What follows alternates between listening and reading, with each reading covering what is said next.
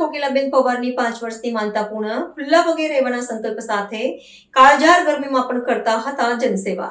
વડોદરા મહાનગરપાલિકાની આગામી ચૂંટણીના માહોલ વચ્ચે ભારતીય જનતા પાર્ટીના એક મહિલા કાર્યકરની અતૂટ શ્રદ્ધા અને અનોખી માનવતાની ચર્ચાએ સમગ્ર શહેરમાં જોર પકડ્યું છે। વોર્ડ નંબર 17ના પાયાના કાર્યકર કોકિલાબેન પવારે 5 વર્ષ પૂર્વે લીધેલો એક કઠિન સંકલ્પ અંતે પૂર્ણ થયો છે।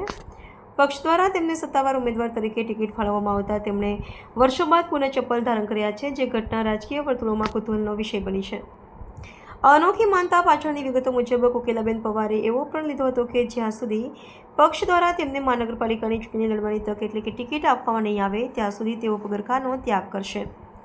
છેલ્લા 5 વર્ષથી તેઓ કાળઝાળ ગરમી, ઠંડી કે વરસાદ જેવી પ્રતિકૂળ પરિસ્થિતિઓમાં પણ ખુલ્લા પગે રહીને પક્ષના કાર્યો અને જનસેવાની પ્રવૃત્તિઓમાં સક્રિય રહ્યા હતા। રસ્તાઓની ગરમી કે ઉબડખાબડ માર્ગોની પરવા કર્યા વિના તેમનું અવિરત કાર્ય પક્ષ પ્રત્યેની તેમની નિષ્ઠાનું પ્રતીક બની રહ્યું હતું। પક્ષે તેમની લાંબા સમયની મહેનત અને સમર્પણની નોંધ લઈને વોર્ડ નંબર 17માંથી ઉમેદવારી તક આપતા જ કોકિલાબેન ભાવુક થયા હતા। આ જાહેરાત બાદ તેમના સમર્થકો અને પરિવારજનોની ઉપસ્થિતિમાં તેમણે પોતાની માનતા પૂરી કરી હતી।